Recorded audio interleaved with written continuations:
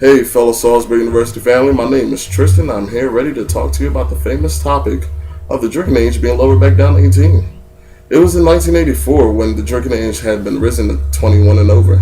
As college students, we all can attest to the struggles of obtaining alcohol and the stress we went through when we were drinking at parties or other types of social gathering. During my high school senior days, after my football season had came to a commence, I knew this would be the last time I ever set foot on a high school field ever again, even though I knew I was playing college ball. But keep in mind, I was towards the point, thinking what else would I be looking forward to between now and graduation. So I did what most people of my age were doing. I partied while still maintaining my grades. Partying as a senior would be the times I first introduced my body to alcohol. At first, I did not enjoy the taste, but as time went on, it grew on me, and I began to enjoy it, and the effects it had on me, and the people who surrounded me with. This brings me to my first point. Writer Maria Slavitz, for the San Francisco Chronicle, took a survey at a few high schools. The target audience she surveyed were high school seniors.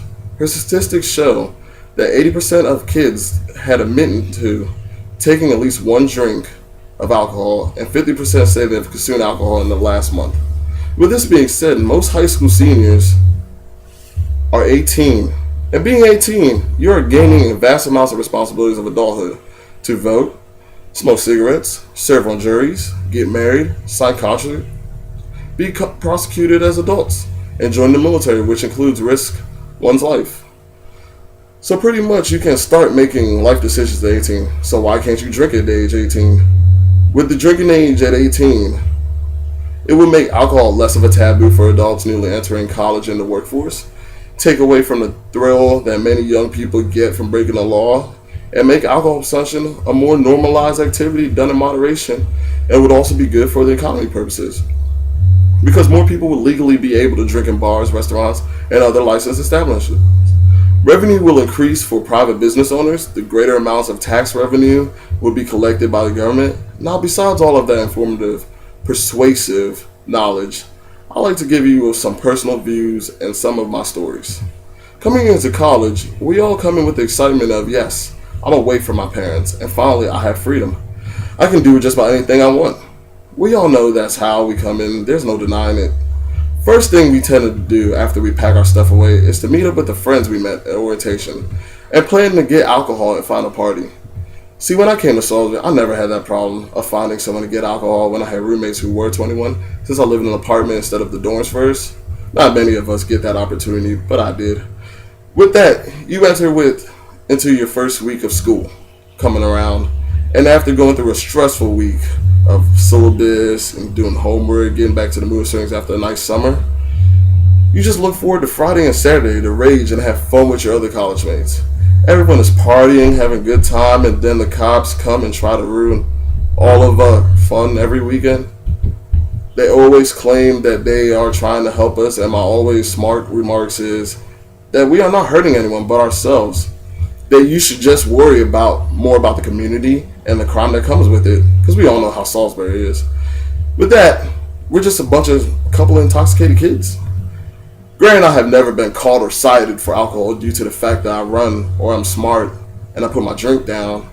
However, I have friends that have been cited numerous times for not being smart drunk or a smart kid or just being simply intelligent on certain situations. I call my never getting caught experiences while underage drinking thanks to having great awareness and being quick on my feet. Third situation brings me towards my final point on why I feel drinking age is not being raised. Due to the casualties and inexperience of first-time drinkers being the ones that keep us the age at 21, simply for the fact the high traffic accidents that we concur, a fatality rate occur, during the first years of legal drinking age regardless, we're not as mature as we think we are. No one wants to lose a loved one, and we hear of this countless times on the news, or even see the flowers on the side of the road, which is really sad. Lowering the drinking age to 21 would be medically irresponsible because the brain's frontal lobes, essential for functions such as emotional regulation, planning, and organization, continue to develop through adolescence and young adulthood. Lowering the age to 21 would give high schoolers and even middle schoolers easier access to alcohol. We don't want our middle schoolers to drink. Let's just keep it at 21, but I feel like we should be at 18 though. I stand by that 100%. In my closing statement, I would like to state at age 18, I will not lie to you, we're not at our best mature state of mind. But in all reality, there are 21 and over people that aren't as well at a good mature state of mind. However, throughout my life, I've seen a great number of under 21 versus 21 and over making better decisions. I work at a bar, I take IDs, I see all of how the drunk people operate, and I've seen some people that are underage that operate way better than they have.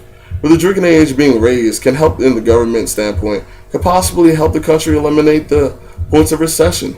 College kids in their first years can be more free, carefree, and not always have to look over their backs thinking, are the cops out to get me? Are they going to get me? Do they know what I'm doing?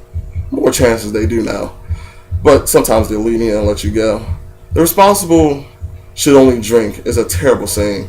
There are 18 to 20-year-olds that act with better heads on their shoulders than 21 years and older. With all this, I'll leave you with my closing statement. Rage on, Salisbury. Rage on. Go Seagulls.